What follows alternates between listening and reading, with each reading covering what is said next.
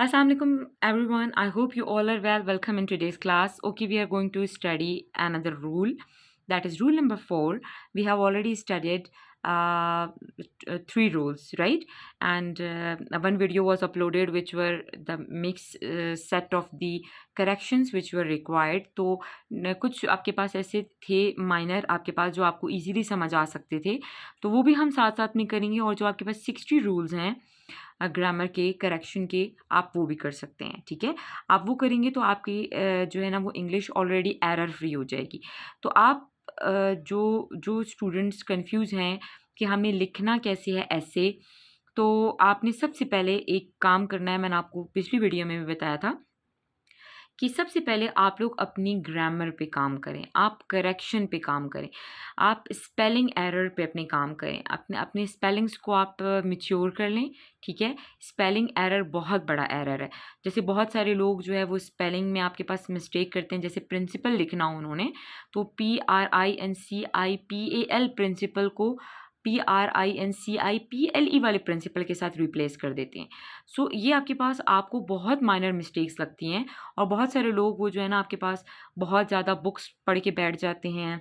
आपके पास बहुत सारी उन्होंने बुक्स ख़रीदी होती हैं और जो है ना आपके पास वर्ल्ड टाइम्स बैठ के पढ़ रहे हैं, लेकिन जहाँ से आपको काम शुरू करना चाहिए वहाँ से आप काम नहीं करते। फिर आपकी शिकायत ये होती है कि हम जो है रिटर्न क्वालिफाई नहीं कर सके, करप्शन हुई है। हालांकि ऐसा नहीं होता। देखिए, मेरिट जहाँ पर भी मेरिट है वहाँ पर मेरिट को कोई भी चैलेंज नहीं कर सकता, बिकॉज़ आपको अपनी कैपेबिलिटीज़ पे, अपनी एबिलिटीज़ पे, अपनी काबिलियत पे भरोसा है। सो आप कुछ भी क्वालिफ़ाई कर सकते हैं, राइट?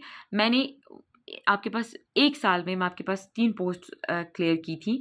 सो ऐसा नहीं है कि आपको जो है वो चांसेस नहीं मिलते जॉब के। आपने सिर्फ़ अपने आप को उस लेवल पर पहुँचाना है। अपने आप को काबिल बनाना आपके हाथ में है। तो आप ऐसे आपके लिए मुश्किल नहीं है, ऐसे आपके लिए मुश्किल बनाया गया है।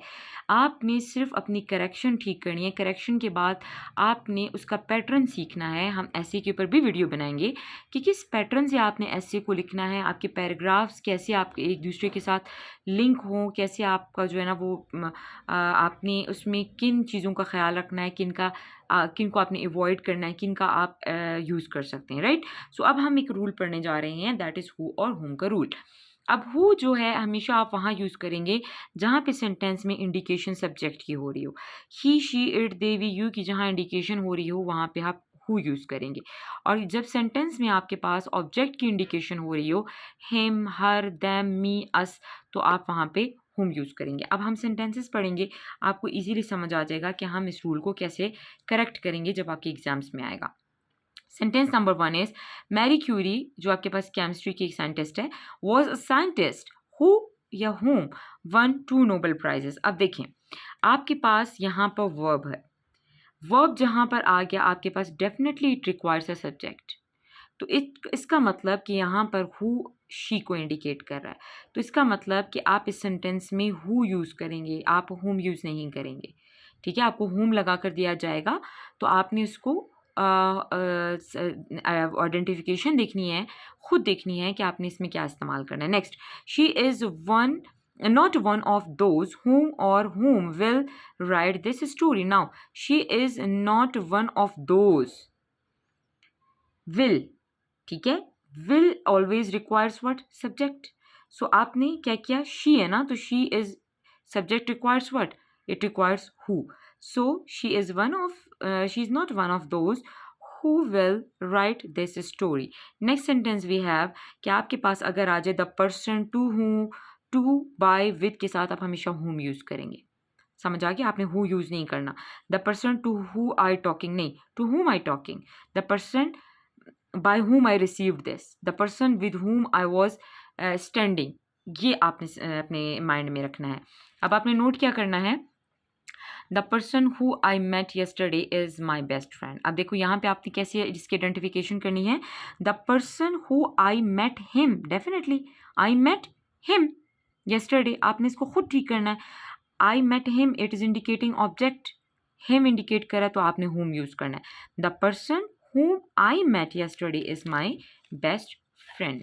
ठीक है, तो आपने अपना सेंटेंस ऐसे करेक्ट करना है। Next we have The next sentence we are going to have, that is a person who or whom met me is my best friend. अब यहाँ पर भी देखो he met me, ये है ना आपके पास verb है, so it requires subject. So who met me is my best friend.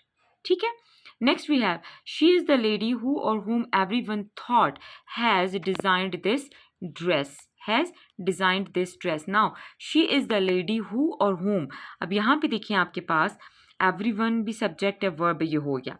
अब आपकी इंडिकेशन कहाँ पर है? यहाँ पे हेल्पिंग वर्ब है, इससे पहले क्या आना चाहिए? Subject. So she is the lady who everyone thought has designed this dress. whom नहीं, by नहीं लिखा हुआ यहाँ पर ना. एक तो एक इंडिकेशन ये आपके पास by नहीं है, to नहीं है, with नहीं है, लेकिन आपने इसको ऐसे सेलेक्ट वो कर लिया. ठीक है, अपने सेंटेंस को आप करेक्ट करेंगे. Next, she identified a girl who or whom we found to be the main character. Now she identified her. ठीक है, it is indicating what? It is indicating object here. She identified her whom we found to be the main character. ठीक. अब जहाँ पे आपके पास subject की need नहीं है, अब यहाँ पे ऑलरेडी सब्जेक्ट लगा हुआ है, तो इसका मतलब आपके पास क्या है? यहाँ से हमने इसकी आइडेंटिफिकेशन की. She identified a girl means she identified her. ठीक है. नेक्स्ट आपने क्या अपने जहन में एक चीज़ रखनी है, दैट इज़ कि जब आपके पास सब्जेक्ट की इंडिकेशन है हो रही है किसी भी सेंटेंस में, आप यूज़ करेंगे हु. जब आपके पास ऑब्जेक्ट की इंडिकेशन हो रही है, then you will use whom. So I hope आपको आज की वीडियो समझ आ गई होगी. Thank you for watching. Stay with us, like it and share it.